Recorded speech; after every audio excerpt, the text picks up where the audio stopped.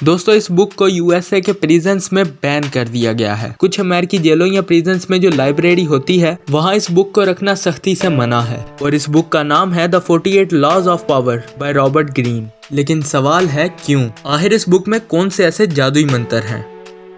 दोस्तों दरअसल power is a social game और जो भी इंसान पावर हासिल करना चाहता है उसे एक स्पेसिफिक जर्नी तय करनी पड़ती है और कुछ लॉज को फॉलो करना पड़ता है। और पावर हासिल करने के लिए आपको लोगों को मैनिपुलेट करना पड़ता है, उनके एक्शंस को कंट्रोल करना पड़ता है और सबसे जरूरी चीज खुद को दूसरे पावरफुल लोगों से बचाना पड़ता है। और पावर हासिल करने की ऐसी ही कुछ मैनिपुलेशन टेक्निक्स और साइकोलॉजिकल ट्रिक्स इस बुक में बताई गई हैं। और आज की इस वीडियो में हम इसी बुक के कुछ पॉइंट्स डिस्कस करने वाले हैं। तो ये वीडियो काफी इंटरेस्टिंग होने वाली है, तो चलिए वीडियो को शुरू करते हैं।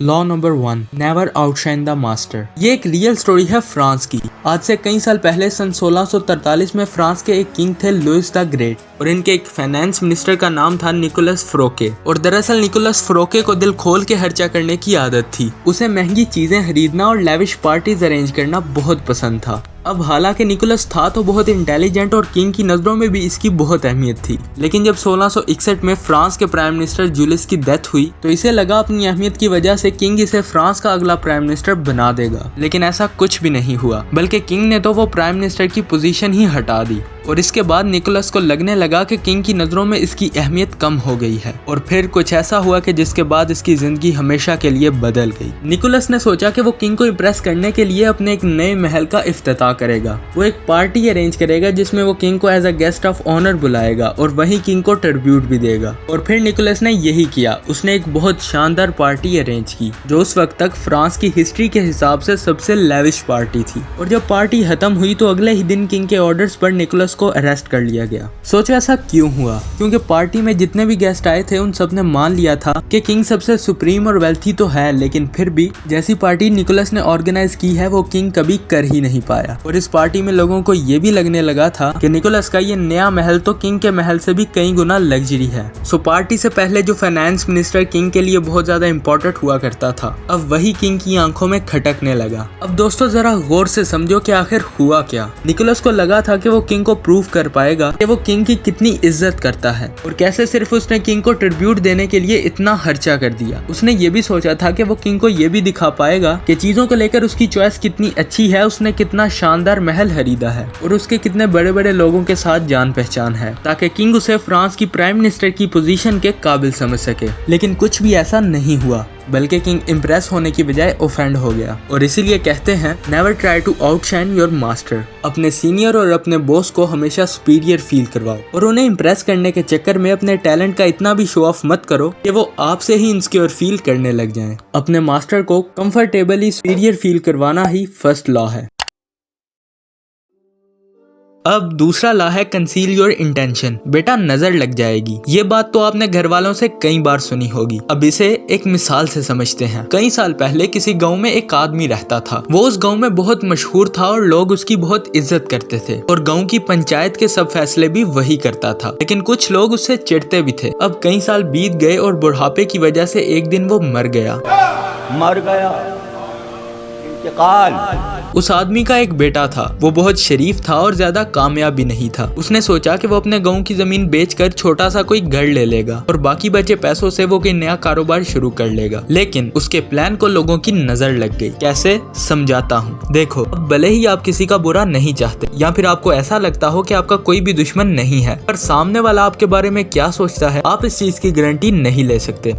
इसकी गारंटी मैं नहीं दे सकता। आपका बुरा चाहने वाले कुछ ना कुछ लोग तो होंगे ही। और यही हुआ उस आदमी के बेटे के साथ भी। जैसे ही उसने जमीन बेचने का इरादा अपने कुछ जान पहचान वाले लोगों को बताया तो ये खबर उन लोगों तक भी पहुंच गई जो उसके बाप से चिढ़ते थे। और फिर रातों रात ही उन लोगों ने गांव में उस जमीन के खिलाफ कई अलग अलग तरह की गलत अफवाहें फैलाना शुरू कर दी। और फिर उन अफवाहों की वजह से जमीन का कभी कोई खरीदार आया ही नहीं। और कुछ दिनों बाद उसके दोस्त भी उससे कहने लगे शायद तेरे काम को नजर लग गई है। तो इस कहानी से हमें ये सबक मिलता है कि पावर हासिल करने के सफर में आपको ये मानकर चलना पड़ेगा कि आपका बुरा चाहने वाले लोग या आपके कंपेटिटर बस यही इंतजार में हैं कि कब आप अपना प्लान या नेक्स्ट स्टेप रिवील कर दो। सो इसी चीज को दिमाग में रखते हुए आप जो भी काम करो वो ऐसे करो कि आपके दाएं हाथ से किए गए काम की खबर आपके बाएं हाथ को पता ना लगे।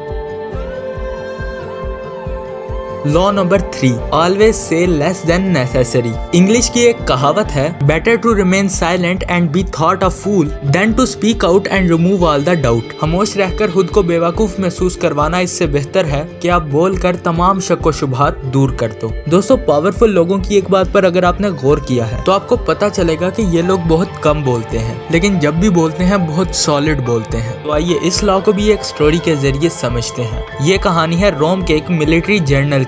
इस जनरल ने अपने मुल्क के लिए बहुत सारी लड़ाइयां लड़ी थी और उन्हें जीता भी था, और इसके बाद पूरे रोम में इसका नाम बहुत मशहूर हो गया था। अब क्योंकि जनरल बहुत कम बोलता था तो लोगों के दिमाग में उसकी बस वही वॉरियर वाली इमेज थी। बहुत लोग तो इससे डरते भी थे और इसकी इज्जत भी करते थे। एक दिन जनरल को लगा कि उसको अपनी फेम का फायदा जरूर उठाना चाहिए और उसे पॉलिटिक्स में एंटर हो जाना चाहिए, और फिर उस जनरल ने ठीक वैसा ही किया। लेकिन शायद उसे ऐसा नहीं करना चाहिए था, क्योंकि इलेक्शन से पहले जो स्पीचेस होती हैं उनमें से सबसे पहली स्पीच देते वक्त उसने अपने वार एक्सपीरियंस के बारे में बताया और ये बताया कि वो अपने मुल्क से कितना प्यार करता है। अब कई लोग तो इस स्पीच के बाद उससे और भी ज्यादा मुतासिर हो गए थे और इस जनरल की इज्जत और भी बढ़ गई थी। लेकिन उसके बाद अगली स्पीचेस में उस जनरल ने कभी जोक सुना दिया तो कभी रोम के रईस लोगों को गालियां दे दी और कुछ भी बोलना शुरू कर दिया। और फिर आहिस्ता आहिस्ता जो लोग इस जनरल से कभी डरा करते थे वो अब इसका मजाक उड़ाने लगे और इस पर हंसने लगे, और आखिरकार ये जनरल ना ही कभी कोई इलेक्शन जीत पाया और ना ही इसकी कोई इज्जत बची। सो